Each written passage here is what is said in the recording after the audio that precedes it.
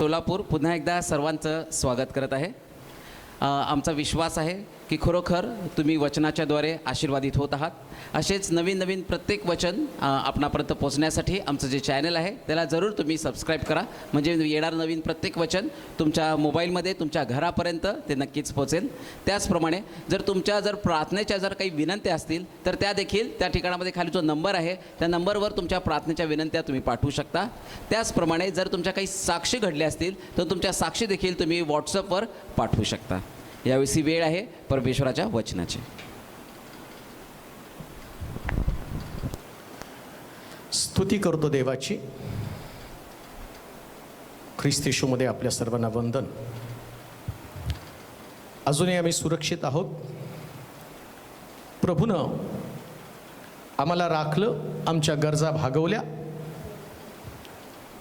जिवंतांच्या भूमीवर त्यानं आम्हाला जिवंत ठेवलं. या जगामध्ये आम्ही कायमस्वरूपी राहण्यासाठी आलेलो नाही, म्हणून जगाचा विचार जास्त करू नका. शास्त्रामध्ये असलेलं आम्ही मुसाफिर आहोत, प्रवासी आहोत. आणि आज जो संदेश आपल्यापर्यंत येणार आहे, मुसाफिर, प्रवासी. एकदा या जगामध्ये आम्ही का आहोत हे आम्हाला समजलं ना, त्यानंतर जगाकडं पाहण्याचा दृष्टिकोन आम्हाला आपोआप बदलला जातो. प्रॉब्लेम काय माहिती का, लोकांना या जगाचं आकर्षण एवढं आहे, त्यांना वाटतं जग पुन्हा पहिल्यासारखं नीट व्हावं. या जगात ज्यांना राहायचं ना, त्यांना जगातली परिस्थिती नॉर्मल व्हावी, या ठिकाणात शांती असावी, समाधान असावं, आरोग्य असावं, या पद्धतीने त्यांची विचारसरणी बदलली जाते. परंतु शास्त्र आम्हाला सांगतं की आम्ही तर मुसाफिर आहोत, आम्ही तर प्रवासी आहोत. प्रवासामधल्या सुविधा या तुमच्या घरातल्या सुविधांपेक्षा वेगळ्या असणार आहेत. किती पण भारी प्रवासामध्ये तुम्हाला सुविधा दिली ना, तरी तुम्हाला तुमच्या घराचं आकर्षण असतं, कारण तुम्हाला तिथं पोहोचायचं असतं. ज्या ठिकाणाकडे तुमचं लक्ष लागलेलं आहे त्या ठिकाणात पोहोचण्याची उत्कंठा तुम्हाला असते. कधी कधी प्रवासामध्ये गैरसोय होती. प्रवासी फक्त निषेध नोंदवायचं काम करतात, कारण त्यांना परत त्याच प्रवासानं जायचं असतं, म्हणून ते निषेध नोंदवतात. परंतु या जगातला प्रवास एकदा आमचा संपल्यावर आम्हाला दुसऱ्यांदा प्रवास करायचा नाही. त्यामुळं या जगामध्ये आम्ही मुसाफिर किंवा प्रवास करत असताना कुठल्याही प्रकारचा निषेध आम्ही नोंदवता कामा नये. सर्वोत्तम जागी, सर्वोच्च ठिकाणात प्रभू आम्हाला घेऊन चाललेलं आहे. एक वचन आपण वाचणार आहोत, इब्री पत्र त्याचा 11वा अध्याय आणि त्याचं 13 वचन. इब्री पत्र त्याचा 11वा अध्याय आणि त्याचं 13 वचन काय आम्हाला सांगतं ते आपण वाचणार आहोत. हे सर्वजण विश्वासात टिकून मेले, त्यांना वचनानुसार फलप्राप्ती झाली नाही, तर दुरून पाहिली व तिला वंदन केलं. आपण पृथ्वीवर परके प्रवासी आहोत असे पत्करले, असे म्हणणारे आपण स्वतःच्या देशाचा शोध करीत असल्याचे दाखवतात. या जगामध्ये आम्ही प्रवासी आहोत. या जगात आम्ही कायमस्वरूपी वास्तव्यासाठी नाही, परमनंट राहण्यासाठी नाहीये. आणि एकदा का तुम्हाला कळालं ना, या जगातलं आमचं वास्तव्य, आमचा प्रवास संपणार आहे. त्या लोकांसारखं मला जगायचं आहे. कोणत्या लोकांसारखं? ज्या लोकांनी या पृथ्वी तलावरचा प्रवास कशा पद्धतीने संपवला आणि त्यांचं लक्ष कसं वरील देशाकडे लागलेलं आहे. आता जगामध्ये जर तुम्ही बघितलं तर सगळ्याला असं वाटतं कधी या संकटातनं बाहेर पडणार, कारण तुम्हाला इथं राहायचं आहे. इथं राहिल्यावर ज्या तुमच्या असुविधा आहेत, जे तुम्हाला त्रास आहे, जी तुमची अडचण आहे, तुम्ही त्या अडचणीकडे जास्त लक्ष द्याल. पण ज्या दिवशी तुमचं लक्ष स्वर्गीय देशाकडे लागलं जाईल ना, त्याच तुमची विचारसरणीच बदलली जाईल. आमेन. बायबल सांगतं जिथं आम्ही पोहोचणार आहोत ते आमचं ठिकाण कोणतं आहे, तर स्वर्ग हे आमचं ठिकाण आहे. या जगामध्ये आम्ही टेम्पररी, तात्पुरतं वास्तव्यासाठी आहोत. हालेलुया. वाचा बरं ते वचन. ही सर्वजण विश्वासात टिकून मेले. या प्रवासात तुम्हाला काय करायचं माहिती का, जोपर्यंत तुमचा प्रवास चालू आहे तोपर्यंत तुम्हाला विश्वास टिकवून ठेवता आला पाहिजे. आमेन. आम्ही एवढ्या प्रार्थना केल्या, आम्ही एवढे उपवास केले, जगामध्ये एवढ्या प्रार्थना केल्या जातात, मग करोना का जात नाही, मग संकट का जात नाही, आणि मग मी प्रार्थना बंद करेल, मग मला करोना का झाला, मग माझ्या घरात का प्रश्न आला. अहो, प्रवासामध्ये आहात. या प्रवासामध्ये तुम्हाला वेगवेगळ्या टप्प्याला तोंड द्यावं लागेल. हालेलुया. त्या लोकांनी जसा विश्वास ठेवला, कोणत्या लोकांनी, जसा योब या जगातला प्रवास करत असताना त्याच्या शरीरामध्ये रोग आला, परंतु त्याला माहितीये की इथंच राहणं याच्यासाठी प्रभूनं मला पाठवलं नाही, मी टेम्पररी प्रवासामध्ये आहे. मग तुम्हाला वेगवेगळ्या प्रकारच्या प्रश्नाला तोंड द्यावं लागेल.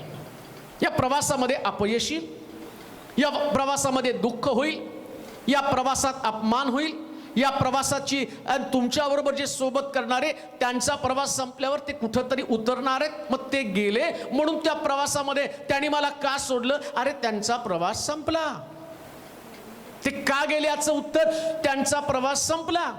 किती त्यानं तुला जीव लावला, किती आणि तुझी ख्याली खुशाली चर्चा त्यानं केलं. बायबल सांगतं आम्ही सगळे जण मुसाफिर आहोत, आणि या एका मुसाफिरानं दुसऱ्या मुसाफिर बरोबर जाताना त्याच्याशी जास्त आणि त्याचा जीव जडता कामा नये, त्याच्याशी एवढे त्याचे लागेबंद अडकून पडता कामा नये. जसं शास्त्रात लिहिलं, अब्राम आपल्या बापामध्ये अडकून पडला, आणि बापामध्ये अडकून पडल्या कारणानं त्याचा बाप आजारी पडला, आणि अब्रामाचा प्रवास तिथं थांबला.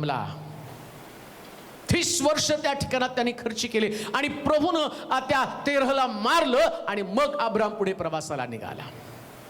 आता अब्राम हुशार झाला. ज्यावेळेस सदोम गोमोरा जवळ आल्यावरती आणि त्या ठिकाणात एका टप्प्यामध्ये आल्यावर तो त्या लोटाला विचारतो की बाबा, तुझं आणि माझं आता एकत्र चालणं शक्य नाही, तू एक ठिकाण निवड, मी दुसरं ठिकाण निवडेल. तू जर पूर्व निवडली तर मी पश्चिम निवडेल, तू जर उत्तर निवडली तर मी दक्षिण निवडेल, पण मी तुझ्या विरुद्ध दिशेला जाणार आहे, मला तुझ्या बरोबर राहता कामा नये. आणि मी पाहतो त्या लोटानं तळवटीचा प्रदेश निवडला, आणि तो प्रवासाला निघाला, आणि तो तळवटीच्या प्रदेशामध्ये, तो सदोम गोमोरामध्ये अडकून पडला. अब्राम मात्र कनानामध्ये पोचला, कारण त्याला ठाऊक होतं माझा प्रवास मला कनानापर्यंत करायचा आहे. हालेलुया. लोटामध्ये नाही अडकून पडला. या प्रवासात तुम्ही कोणाबरोबर अडकून पडला? अशी कोणती गोष्ट आहे ज्याच्यात मध्ये तुमचं मन गुंतून गेलेलं आहे? तुमचा बिझनेस असेल, तुमचं ज्ञान, तुमचं करिअर, तुमचे प्रिय लोक, तुमची संपत्ती, तुमचा पैसा. एकदा हा प्रवास संपल्यावर कोणी सुद्धा तुमच्या बरोबर येणार नाही. कान देऊ नये का? या पृथ्वी तलावरचं प्रत्येक नातं एका मुसाफिर प्रमाणे आमच्या संगती असलं पाहिजे. प्रवासात काही लोक भेटतात, गप्पा मारतात, चौकशी करतात, कधी जवळचं खायला पण देतात, पण तुमच्याशी त्यांचं नातं जोडलं म्हणून ते म्हणत नाही मी तुमच्यावर पुढच्या प्रवासाला, पुढं तुम्ही कुठं चालला तिथं येतो, कारण त्यांना ठाऊक आहे मला तिथं जाता येणार नाही. प्रभू येशू ख्रिस्त पण म्हटलं नाही का, जिथं मी जातो तिथं तुम्ही पोहोचू शकणार नाही. त्याचं मन शिष्यामध्ये नाही अडकून पडलं. त्याला तो म्हटला थोड्या वेळानं मनुष्याचा पुत्र तुमच्यामध्ये नसणार आहे. त्याला त्या वेदना आहेत, पण त्याला ठाऊक होतं. मरियेला सुद्धा त्यानं, मरिया जाऊन येशूच्या जवळ येण्याचा प्रयत्न करते, तर म्हणतो बाई मला हात लावू नकोस, मला माझ्या बापाकडे जायचं आहे. त्याला त्याचा प्रवास ठाऊक होता. तो मुसाफिर आहे या जगामध्ये. मरियेचं आणि त्याचं नातं तात्कालिक आहे. खरं नातं पित्याबरोबर आहे, खरं नातं पित्याबरोबर आहे. स्वर्गातल्या देवाची इच्छा त्याला ठाऊक होती. देवाचे प्रिय लोक हो, देवापेक्षा या जगामध्ये प्रवासात तुमचं नातं कोणाबरोबर सुद्धा एवढं मजबूत असू देऊ नका की तिथं जाताना तुम्हाला या लोकांची अडचण होईल, या गोष्टींची अडचण तुम्हाला होईल. पवित्र शास्त्र सांगतं आम्ही या जगामध्ये सगळे उपरे आणि प्रवासी आहोत, आणि स्वर्ग हे ठिकाण आमचंच ठिकाण आहे. आमचा देश तर स्वर्गीय देश आहे. हालेलुया. आणि ज्या प्रवासात कदाचित तुम्हाला काही लोक त्रास देण्याची शक्यता आहे, काही लोकांचं तुमच्या आणि तुमच्या विरोधामध्ये जाण्याची शक्यता आहे, काही लोकांमध्ये आणि तुमचे मतभेद असण्याची शक्यता आहे. परंतु काळजी करू नका, प्रवास संपल्यावर मतभेद संपणार आहे. हे लोक तुमच्या दृष्टी सुद्धा पडणार नाही. या लोकांनी आणि तुमच्या विरुद्ध आणि कदाचित काहीतरी योजना केल्या असतील, परंतु या योजना फक्त प्रवासापुरत्या मर्यादित आहे. स्वर्गामध्ये जिथं तुम्हाला देव बोलवत आहे त्या ठिकाणात देवाचीच उत्तम योजना आहे, देवाचं उत्तम प्रोव्हिजन आहे, देवाचं तुमच्यासाठी विशेष प्रकारचं आकर्षण असणार आहे. आणि म्हणून कान देऊ नये का, आम्हाला जिथं पोहोचायचंय त्या ठिकाणाकडे आमचं लक्ष लागलं पाहिजे.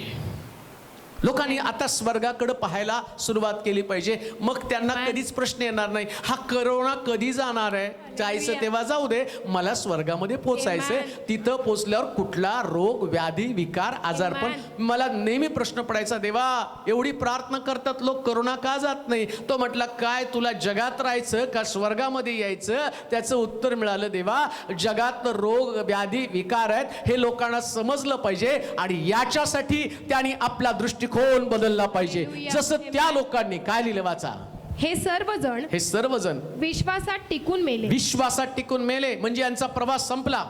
त्यांना वचनानुसार फलप्राप्ती झाली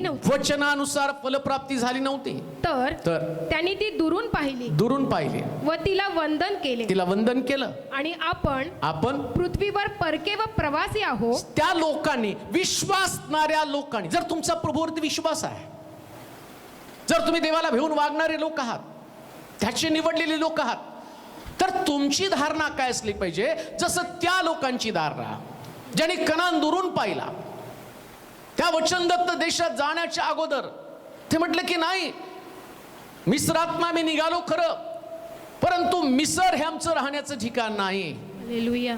मिस्रामधनं बाहेर पडताना यांना ते कठीण होतं. वाटेमध्ये त्यांना मिस्रातल्या सगळ्या गोष्टींची आठवण झाली. मिस्रामध्ये कांदा होता, मिस्रामध्ये भेंडी होती, मिस्रामध्ये आणि बऱ्याचशा गोष्टी होत्या ज्या आम्हाला कनानामध्ये जाताना प्रवासामध्ये मिळाल्या नाही, ही त्यांची कुरकुर होती. परंतु त्यातले काही लोक, बायबल सांगतं, त्यांनी विश्वास टिकवून ठेवला आणि कबूल केलं. प्रवासामध्ये अडचण तर येणारच आहे. हालेलुया. या प्रवासामध्ये तुमचा परिवार अडचणीचा सामना करत असेल, या प्रवासामध्ये कदाचित तुमचं शरीर रोगाचा सामना करत असेल, या प्रवासामध्ये तुमच्याकडे आर्थिक चणचण असेल, या प्रवासामध्ये तुमचं मानसिक संतुलन कदाचित ढासळलेलं असेल, या प्रवासामध्ये तुमच्या अंतःकरणामध्ये भीतीनं घर केलं असेल. परंतु मला तुम्हाला सांगू द्या, सर्व समर्थ देव तुम्हाला सांगते, काळजी करू नको, प्रवास संपतील तसं या गोष्टी संपून जातील. आणि जी टिकणारी गोष्ट ती स्वर्गामध्ये आहे आणि तिथल्या राज्यासाठी प्रवासातल्या यातना सहन कर. हालेलुया. जसं त्यांनी कबूल केलं तसं कबूल कर. काय कबूल करायचं? ते म्हटले, या जगात आम्ही उपरे आहोत. हालेलुया. या ठिकाणच्या गोष्टी आम्हाला मिळणार नाही. या जगातल्या प्रवासामध्ये जर तुमचा दृष्टिकोन बदलला, तुम्ही जर म्हटलं ना, मी मुसाफिर आहे, मी प्रवासी आहे, तर प्रवासी गाडीमध्ये घर करत नाही, तो गाडीमध्ये फक्त बसतो. तसं या जगात आम्हाला टेम्पररी बसायचंय, कारण आमचं घर तर स्वर्गामध्ये पक्क आहे आणि तिथं पोहोचण्यासाठी मला रात्रंदिवस माझ्या त्या घराकडे लक्ष लागलं पाहिजे. काय केलं पाहिजे प्रवाशानं?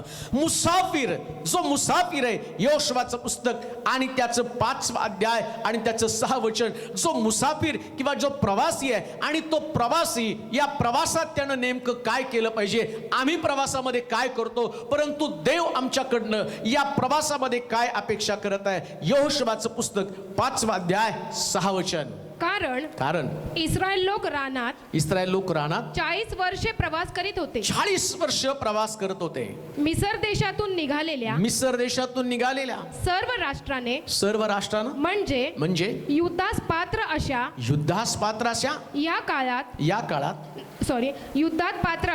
युद्धात पात्र अशा पुरुषांनी परमेश्वराचे सांगणे न ऐकल्यामुळे या काळात त्यांचा संहार झाला होता. प्रवासामध्ये प्रवाशानं काय केलं पाहिजे? मुसाफिरनं,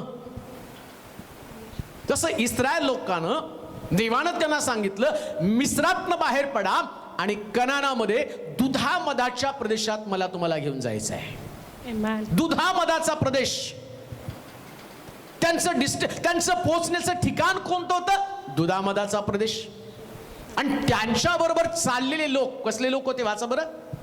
कारण इस्रायल लोक रानात 40 वर्षे प्रवास करीत होते. 40 वर्ष प्रवास करत होते. मिसर देशातून निघालेल्या सर्व राष्ट्राने म्हणजे युद्धास पात्र अशा पुरुषांनी परमेश्वराचे सांगणे न ऐकल्यामुळे या काळात त्यांचा संहार झाला होता.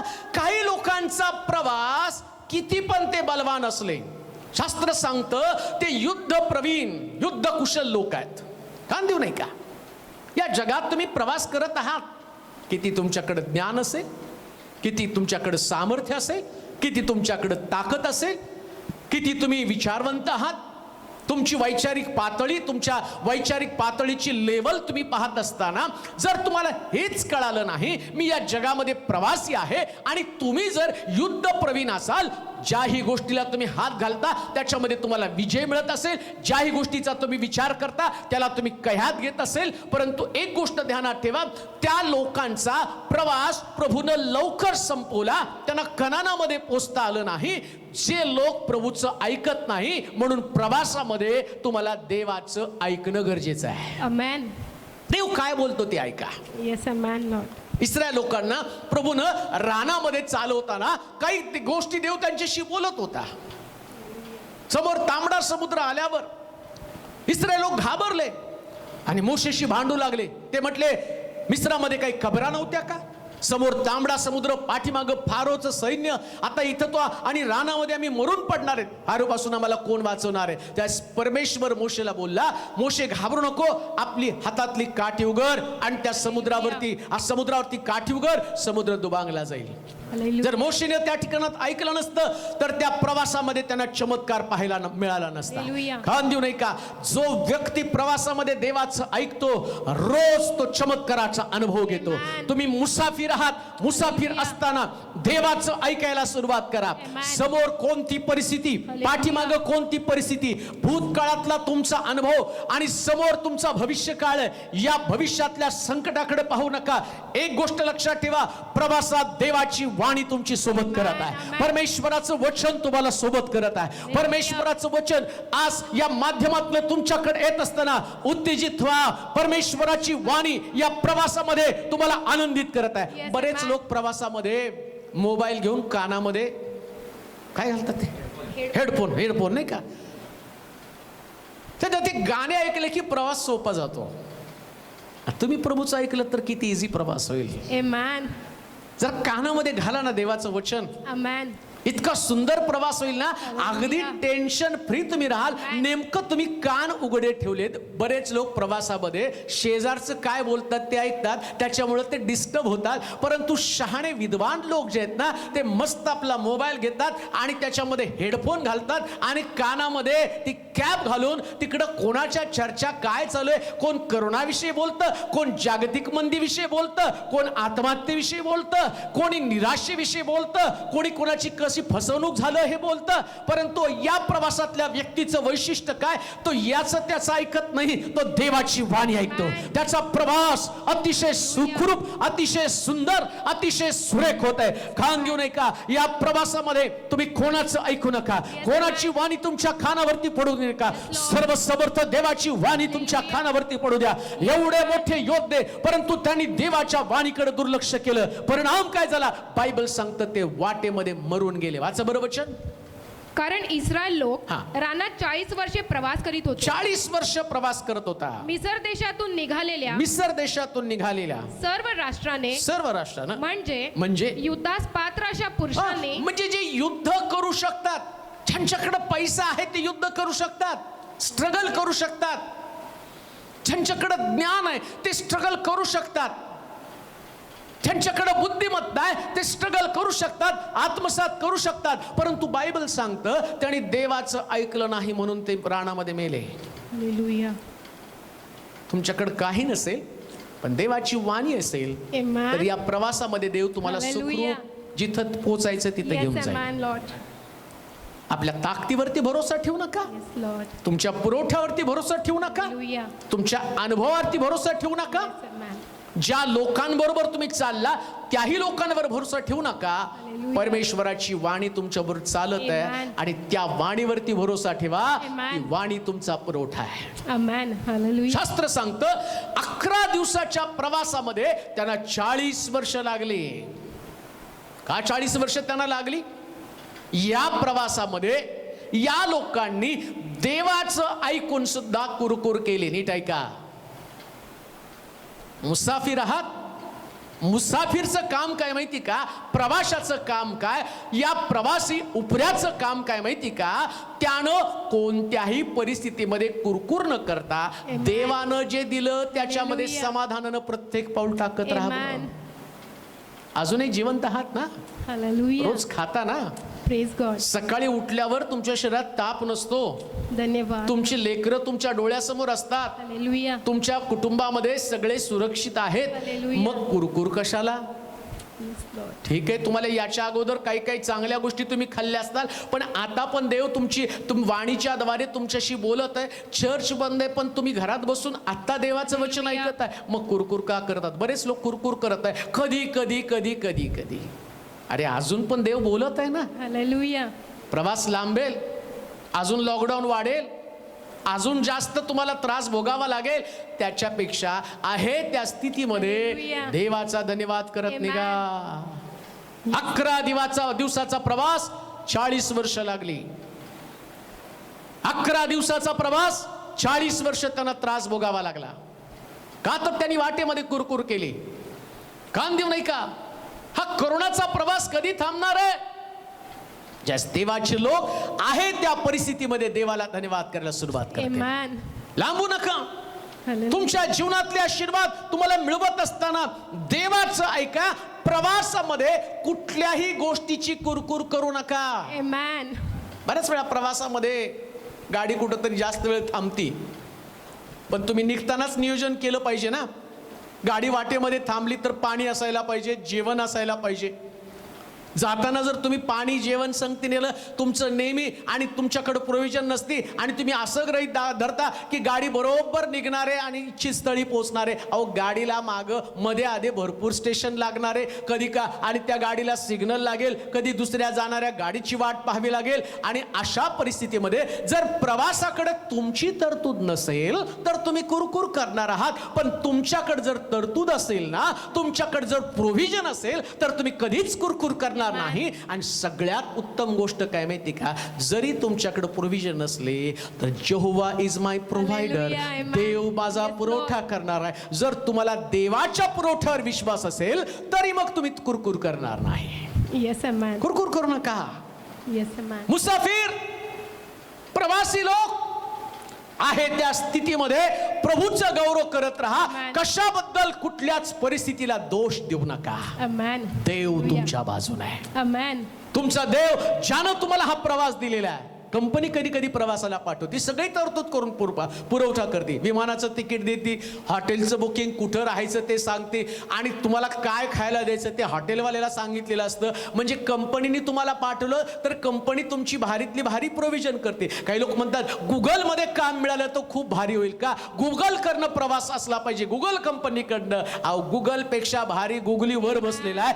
तो तुमच्या सगळ्या गरजांचा पुरवठा. या पृथ्वी तलावर तुम्ही कुठं राहावं, तुम्हाला काय खायला द्यावं, तुमच्या बरोबर कोण लोकांनी काम करावं, तुम्हाला काय काय सेवा उपलब्ध व्हावी, हा तुमचा सर्व समर्थ देव तुमच्या प्रवासात तुमची काळजी घेतो. इस्रायल लोकांची रानामध्ये त्यानं काळजी घेतली. बायबल सांगतं रानात ते निघाल्यावर ते म्हटले, मोशे रानामध्ये आमच्यासाठी पाणी कुठं आहे? देवानं त्यांच्यासाठी आधीच खडक आणून ठेवला होता. बायबल सांगतं मोशेनं खडकावरती काठी उगारली आणि खडकातनं 30 लाख लोकांना पाणी मिळालं. एवढा तुमचा देव तुमचा पुरवठा आहे. ते म्हटले मोशे कसे रानामध्ये खाण्यासाठी अन्न कुठे? बायबल सांगतं जर तुम्ही मुसाफिर आहात तर तुमच्या प्रवासामध्ये तुमचा पुरवठा करणारा देव, त्यानं स्वर्गातनं देवदूतांचा मानना त्याला पुरवठा केला. खान देऊ नाही का? मुसाफिर तुमच्या लक्षामध्ये येऊ द्या, हा या प्रवासातला आनंद उपभोगा. सर्वोत्तम ते प्रभू तुम्हाला देणार आहे, द बेस्ट ते तुम्हाला देणार आहे. स्वर्गीय खाद्य, देवदूतांचं खाद्य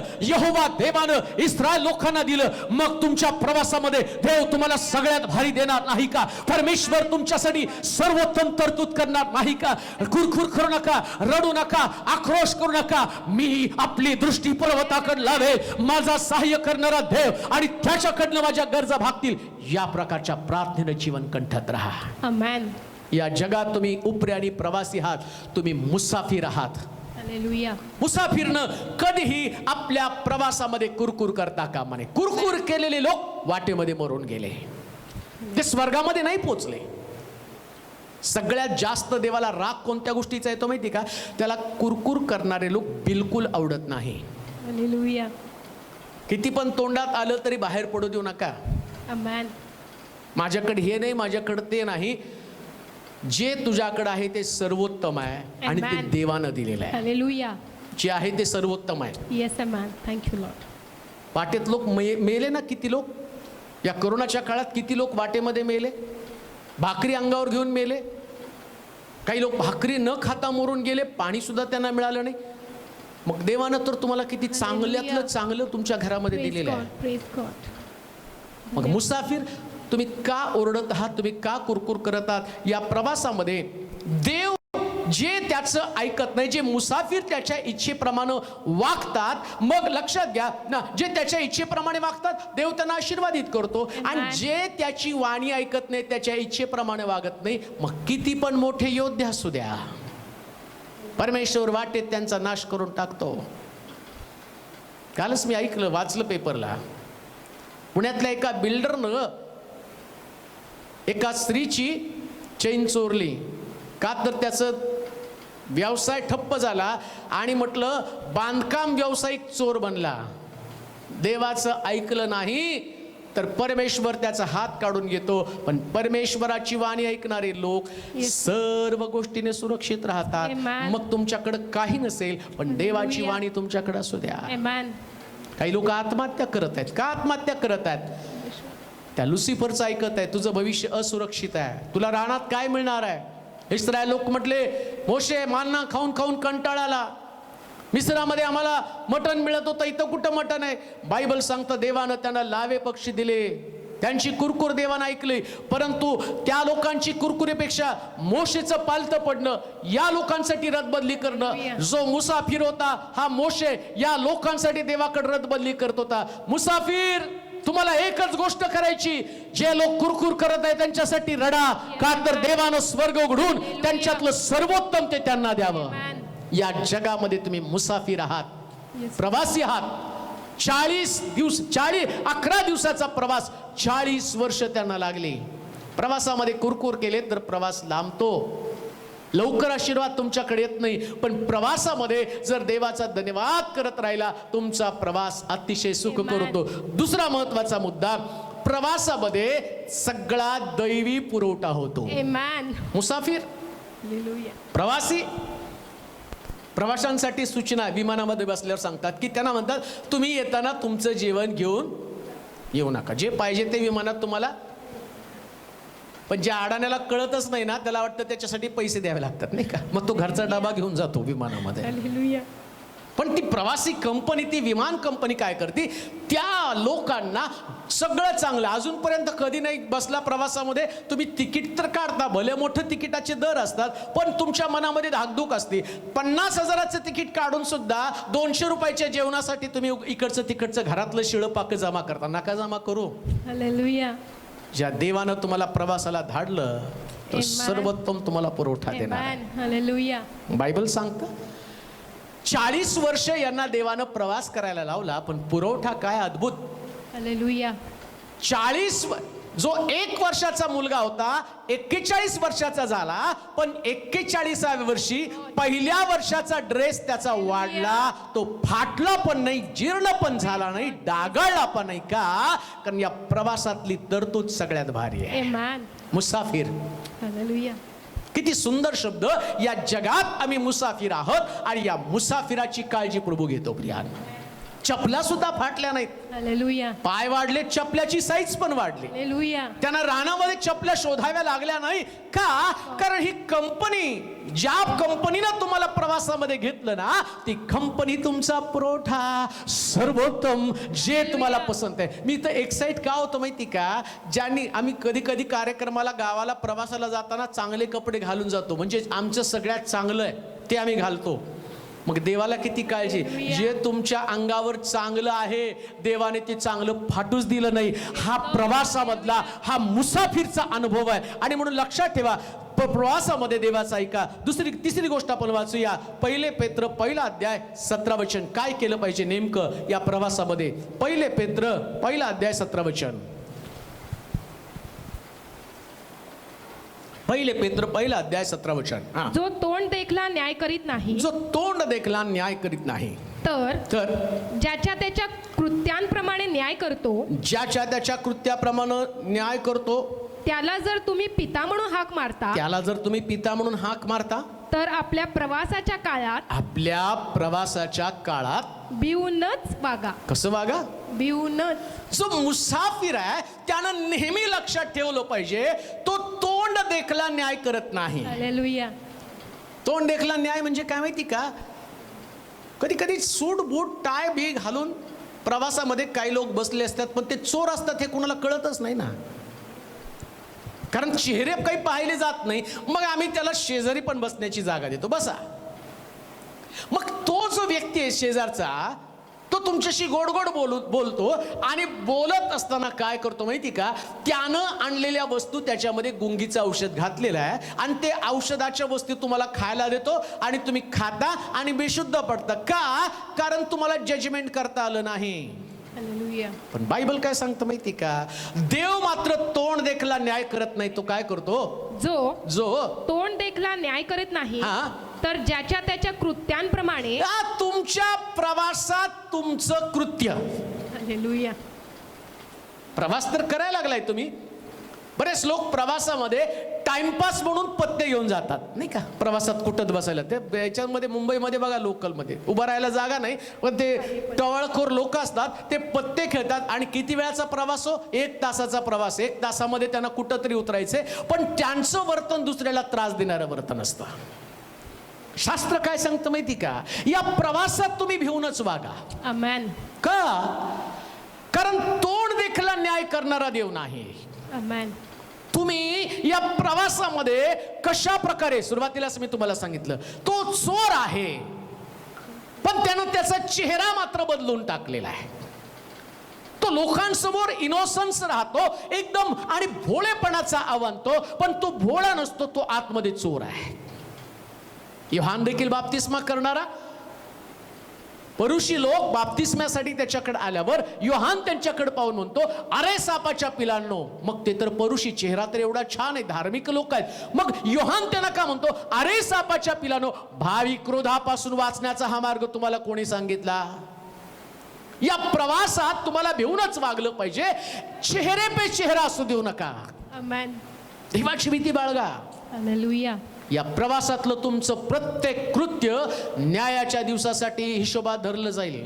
हालेलुया. आता तुमचं वर्तन प्रवासामध्ये कुठल्याही प्रकारच्या घाणेरड्या गोष्टीच्या अधीन राहू नका. आमेन. प्रवासामध्ये कुठल्याच वाईट कामामध्ये अडकून पडू नका. प्रवासामध्ये भिवून वागा. वाचा खाली. जो तोंड देखला न्याय करीत नाही. 16 वचन वाचा. कारण असा शास्त्रलेख आहे की. काय प्रवासामध्ये तुम्हाला काळजी घ्यायची? असा शास्त्रलेख आहे की तुम्ही पवित्र असा. तुम्ही पवित्र असा, कारण मी पवित्र आहे. कारण मी कसा आहे? पवित्र आहे. आता खालच्या वचनात काय म्हटलं? जो तोंड देखला न्याय करीत नाही, जो तोंड देखला न्याय करीत नाही, तर ज्याच्या त्याच्या कृत्यांप्रमाणे. ज्याच्या त्याच्या कृत्याप्रमाणे न्याय करतो. त्याला जर तुम्ही पिता म्हणून हाक मारता, त्याला जर तुम्ही पिता म्हणून हाक मारता, तर आपल्या प्रवासाच्या काळात भिवूनच वागा. भिवूनच वागा. आमेन. मुसाफिर, तुमचा पिता जसा पवित्र तसंच तुम्हाला पवित्र राहावं लागेल. आमेन. या प्रवासात ही गोष्ट लक्षात ठेवायची. एक मुलगा आपल्या बापाकडून प्रवासाला निघतो ना, जर त्या मुलाला त्याच्या बापाचं स्टेटस समजलं नाही तर तो मुलगा त्याचा बाप ज्या पद्धतीचं स्टेटसचं जीवन जगतो त्या पद्धतीचं जीवन आणि त्या प्रवासामध्ये जगत नाही. बरेच मुलं घरामध्ये काही आणि व्यसन करत नाही, घरामध्ये व्यभिचार करत नाही, घरामध्ये बाकीच्या गोष्टी करत नाही, पण प्रवासामध्ये मात्र करतात. म्हणून त्यानं 16व्या वचनामध्ये म्हटलं, जसा तुमचा पिता पवित्र तसं प्रवासात तुम्ही पण पवित्र असा. आमेन. या प्रवासामध्ये मुसाफिरनं काय केलं पाहिजे माहिती का? पवित्र जीवन जगलं पाहिजे. आमेन. बोलण्यामध्ये पवित्रता, आमेन. वैचारिक पवित्रता तुमच्यामध्ये असली पाहिजे. हालेलुया. पवित्र म्हणजे सगळ्यांपेक्षा वेगळं. आमेन. ते व्यभिचार करतात, तुम्ही व्यभिचार करता. व्यभिचारानं देवाचं गौरव आहे, व्यसनानं देवाचं गौरव आहे. मग प्रवासात व्यसन का? प्रवासात भांडण का? प्रवासामध्ये मारामारी का? प्रवासामध्ये लोभ का? प्रवासामध्ये व्यभिचार का? प्रवासामध्ये एकमेकाचा द्वेष का? या सगळ्या गोष्टी तुम्हाला अपवित्र करत आहे. देवाची भीती तुम्हाला बाळगता आली पाहिजे. लक्षात घ्या, बारकाईनं आता रेल्वेमध्ये सुद्धा सीसीटीव्ही कॅमेरे लावलेत. मग काय प्रवासात तुमच्याकडे सीसीटीव्ही कॅमेरा नाहीत? रेल्वे एवढी ॲडव्हान्स आहे, तुमचा देव तर त्याच्यापेक्षा ॲडव्हान्स आहे. या प्रवासात तुमचं रेकॉर्डिंग होत आहे. हे रेकॉर्डिंग न्यायाच्या दिवसामध्ये, मुसाफिर सावध रहा, न्यायाच्या दिवसात तुझा कधी बचाव होणार नाही. म्हणून तुझ्या लक्षात घे, तुमच्या देहबोलीवरून लोकांनी तुम्हाला ओळखलं पाहिजे की तुम्ही देवाचे लोक आहेत. Hallelujah. Yes lord. Amen. American व्यक्ती इंडियामध्ये आल्यावर झटकन ओळखला जातो का हो? कपडे, कलर. आणि इंडियनला कुठेही टाका लगेच ओळखतो तो. त्याची पण देहबोली आहे, देह भाषा तशी, बोलण्याची भाषा आहे, कपड्याची स्टाईल तशी आहे. मग तुम्ही या प्रवासामध्ये देवाचे लोक आहेत हे तुमच्या देहबोलीवरून कळलं पाहिजे. आमेन. तुम्हाला बघितल्या लोकांनी म्हटलं पाहिजे हे देवाचे लोक आहेत बरं का. यहोवा देवानी यांना वेगळं केलेले लोक आहेत.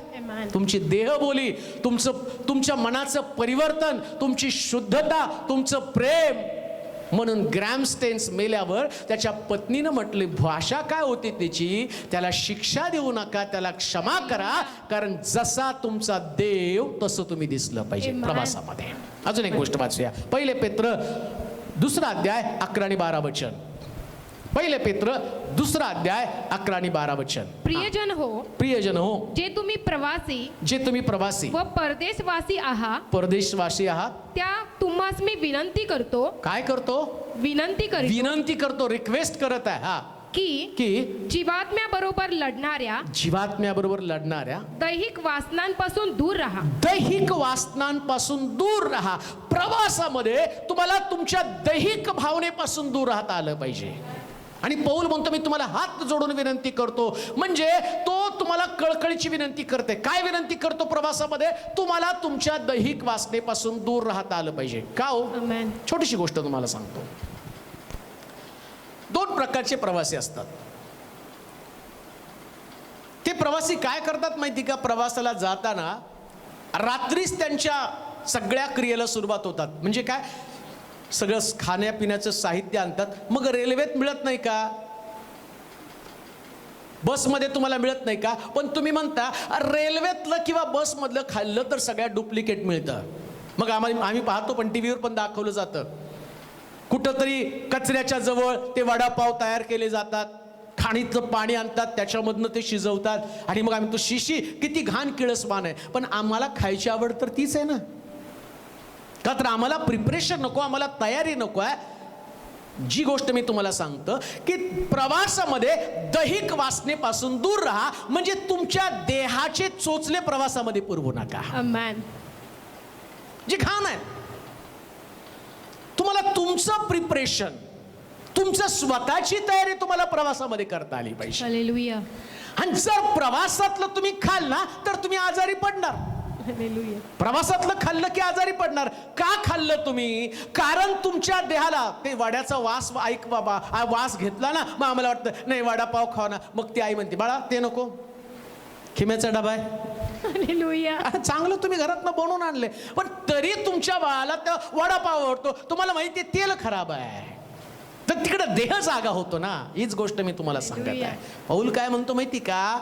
या प्रवासामध्ये देहाची लालसा पूर्ण करू नका. आमेन. तसं मी पाहतो शमशोनाला मुलगी बघण्यासाठी जात असताना तिम्ना या ठिकाणामध्ये तो दलिलेच्या असणाऱ्या त्या वासनेला भुलला आणि शमशोन आजारी पडला. त्याच्या बाटा काढून टाकल्या. या प्रवासात तो फसला गेला. वास्तविक पाहता त्याला ती मुलगी बघणार होते, प्रिपरेशन तयार होतं, देणार होती, चांगल्या ठिकाणात त्याचं जमणार होतं. पण तरी सुद्धा तो दलिलेच्या मांडीवरती निजला. वाटेतलं प्रवासातलं त्यानं खाल्लं. आणि मी मगाशी तुम्हाला सांगितलं, जर प्रवासामध्ये तुम्ही दैहिक वासनेच्या जवळ राहिला तर या प्रवासातले सगळ्या पीडा तुमच्या जीवनात तुम्हाला भोगाव्या लागणार आहे. लांब राहा याच्यापासून. आमेन. देवाच्या लोकांनी सर्वोत्तम तेच खाल्लं पाहिजे. आमेन. ज्या दिवशी समुद्राचं पाणी हटलं का नाही पाहण्यासाठी या नोहानं तारवातनं एका कावळ्याला पाठवलं, तर कावळा पहिल्यांदा गेला, परत आला. दुसऱ्यांदा सोडल्यावर कावळा परत आलाच नाही. का? कारण त्याला या पृथ्वी तलावरती सडलेली प्रेत सापडली आणि कावळा त्याच्यावरती ताव मारत बसला. नोहाला मोठा प्रश्न पडला, कावळा परत आला नाही. त्यानं कबूतर पाठवलं, कबूतर गेलं, परत आलं. हालेलुया. कारण कावळ्यामधला आणि कबुतरामधला फरक काय? कबूतर कधी सडक्या गोष्टीवर बसत नाही, कबुतराला लागतं ते सर्वोत्तम खाद्य. या प्रवासामध्ये तुमचं वैशिष्ट्य काय? तुम्ही सर्वोत्तम तुमचं व्यक्तिमत्व टिकवून ठेवा. आमेन. Yes lord. दैहिक तेल आपल्या जीवनामध्ये धारा देऊ नका. Yes lord. कुठल्या व्यसनाला भिळू नका, कुठल्या वासनेच्या हारी जाऊ नका. आमेन. शुद्धता, पवित्रता. कोणी तुमच्याशी कितीही गोड बोललं, मगाशीच मी तुम्हाला सांगितलं, सगळेच गोड बोलणारे हितचिंतक असतात असं नाही. हालेलुया. एवढं गोड गोड बोलत बोलत त्यांनी दिलेलं पण खाऊ नका. आमेन. जर खाल्लं तर मग तुमचं काही खरं नाही. चोर येतो चोरी, घात व नाश करण्यासाठी. मी आलो तुम्हाला जीवन देण्यासाठी. त्याच्या जेवण्यासाठी तुमचं जीवन का घालवता? जे तुमचं आहे ते टिकवून ठेवा. या प्रवासामध्ये दुसरं काही खाऊ नका. मुसाफिर. या जगामध्ये तुम्ही मुसाफिर आहात. हालेलुया. मुसाफिर सारखं वागा. आमेन. प्रवासात मी प्रवासात गेल्यावर काहीच खात नाही. मी म्हणतो नाही, मला पुष्कळ लोक ते करतात. खाता का? पण लहानपणापासून आईने शिकवलं होतं, कोणाचं काही खाऊ नको, कोणाचं काही खाऊ नको. परिणाम काय झाला? मोठा झाला तरी कोणी ते हे केलं तरी मला संशय येतो. तो व्यक्ती तो तर नाही ना. मी सावध होतो. मी प्रवासात खात नाही, कारण मला माहिती आहे एकदा उतरलो की याच्यापेक्षा भारी मला स्टेशनवरती मिळणार आहे, याच्यापेक्षा भारी मला घरी मिळणार आहे. मला तिथं पोचायचं. इथं सगळ्या हलक्या हलक्या हलक्या साधारण गोष्टी आहेत. स्वर्गामध्ये सगळ्यात सुंदर गोष्टी आहेत. प्रियानो, या प्रवासामध्ये तुम्ही दैहिक वासनेपासून दूर राहा. जे तुमच्या देहाला आवडतं ते मिळवू नका. आमेन. देहाला नेहमीच वाईट गोष्टी आवडतात. प्रिया, देहाचं चिंतन मरण आहे, तर आत्म्यासाठी जे असणाऱ्या सार्वत्रिक गोष्टी त्याचं चिंतन तुम्हाला करायचं आहे. मुसाफिर. हालेलुया. या जगामध्ये तुम्ही उपरे आणि प्रवासी आहात. आणि तुमचा प्रवास, या प्रवासात तुम्हाला खबरदारी घ्यायची. काय खबरदारी घ्यायची? परत वाचा. प्रियजन हो, प्रियजन हो, जे तुम्ही प्रवासी जे तुम्ही प्रवासी व परदेशवासी आहात, परदेशवासी आहात, त्या तुम्हास मी विनंती करतो त्या तुम्हास मी विनंती करतो की जीवात्म्याबरोबर लढणाऱ्या, जीवात्म्याबरोबर लढणाऱ्या, दैहिक वासनांपासून दूर राहा. दैहिक वासनांपासून दूर राहा. परराष्ट्रीयात आपले आचरण चांगले ठेवा. हा, किती सुंदर दिलं. परराष्ट्रीय. दुसरा अध्याय 11 वचन. दुसरा अध्याय 11 वचन. परत वाचा. प्रियजन हो, हा? जे तुम्ही प्रवासी व परदेशवासी आहात, परदेशवासी म्हणजे मुसाफिर तुम्ही आहात, त्या तुम्हास मी विनंती करतो की जीवात्म्याबरोबर लढणाऱ्या दैहिक वासनांपासून दूर राहा. परराष्ट्रीयास आपले आचरण चांगले ठेवा. म्हणजे तुमच्या बरोबर काही प्रवासी बसलेले आहेत. हालेलुया. त्या प्रवास्यांना तुमची एवढी छाप पडली पाहिजे की त्यांनी म्हटलं पाहिजे हा अमेरिकेचा आहे, Amen. हा फॉरेनर आहे. दुसऱ्या भाषेमध्ये हिंदीमध्ये मुसाफिर, इंग्लिशमध्ये त्याला फॉरेनर, परदेशी असं म्हटलेलं आहे. आम्ही या देशाची नाहीच आहेत. Amen. त्यांचं खाद्य ते आमचं खाद्य नाही. Yes, hallelujah. तुमची एवढी झणझणीत मिरची टाकलेलं अमेरिकेचे लोक खातील का? नाही. ते म्हणतात नाही, आमचं सगळं गोड गोड खायचं आहे आणि तुम्हाला त्याचं लय भूषण.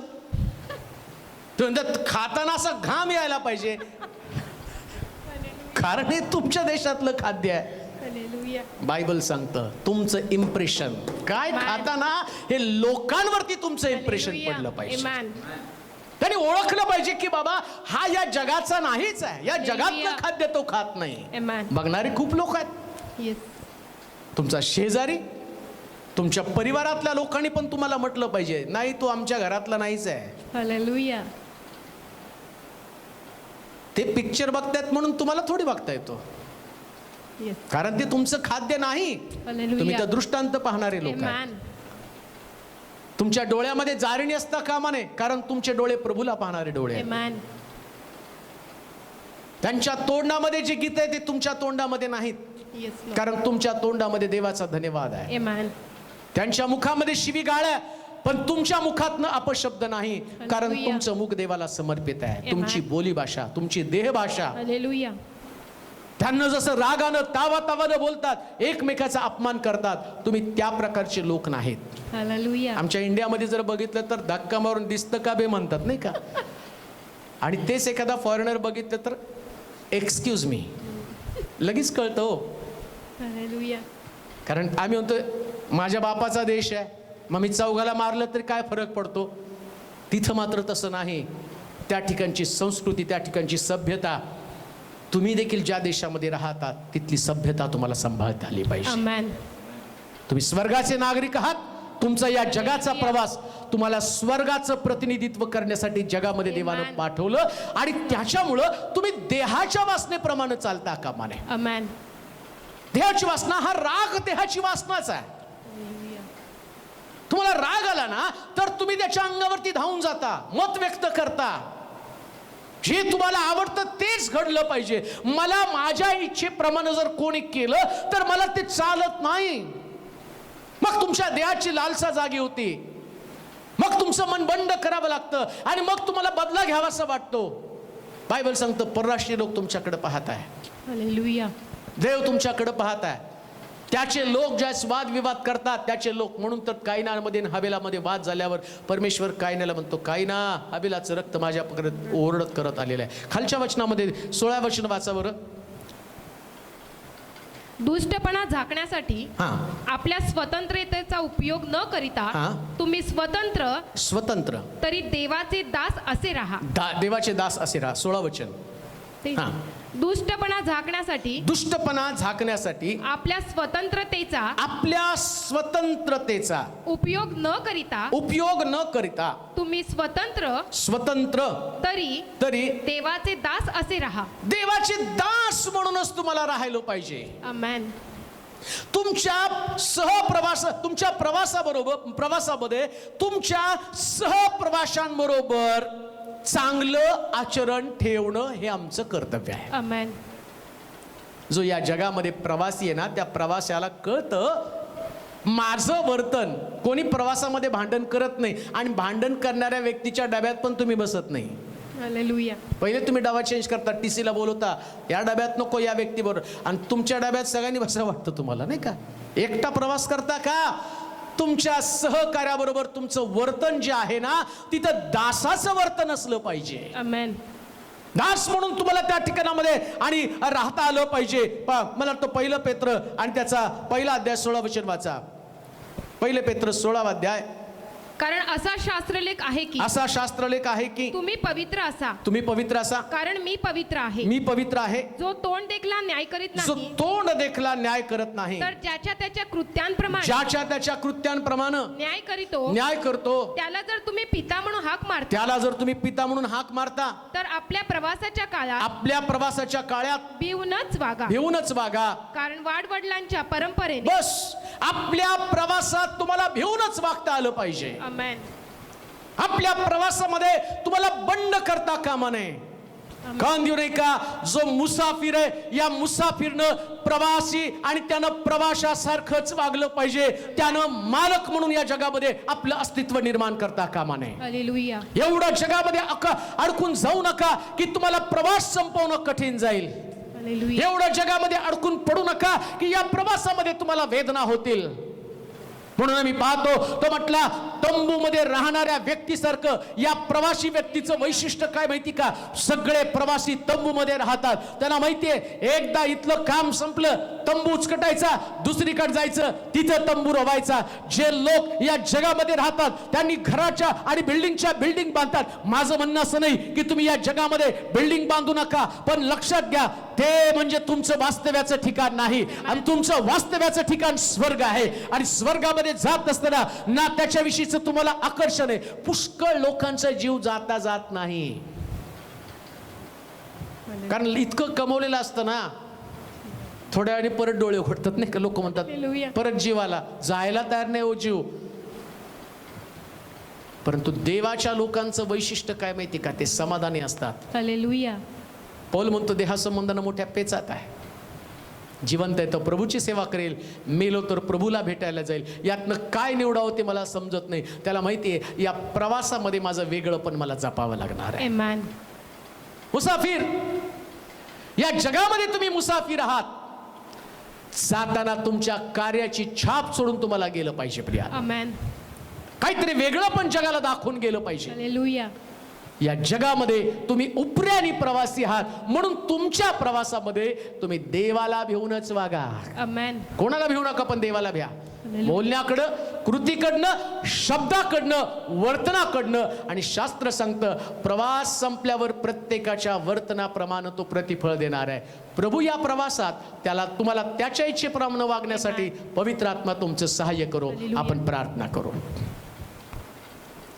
सर्व समर्थ देवा, स्तुती करतो आजच्या दिवसाबद्दल, स्तुती करतो येथपर्यंतच्या प्रवासाबद्दल. आमच्या संगती राहिला, प्रवासामध्ये तो आमची मदत केली. ऐकणारे जेवढे लोक आहेत त्या सर्वांसाठी प्रार्थना करतो, मुसाफिर म्हणून त्यांना जगावं. त्यांचं चित्त या जगातल्या गोष्टीकडे लागू देऊ नकोस. जगाचा प्रवास कधी संपेल हे सांगता येत नाही, परंतु प्रवास संपल्यावर मात्र न्यायाला सामोरं जावं लागणार आहे.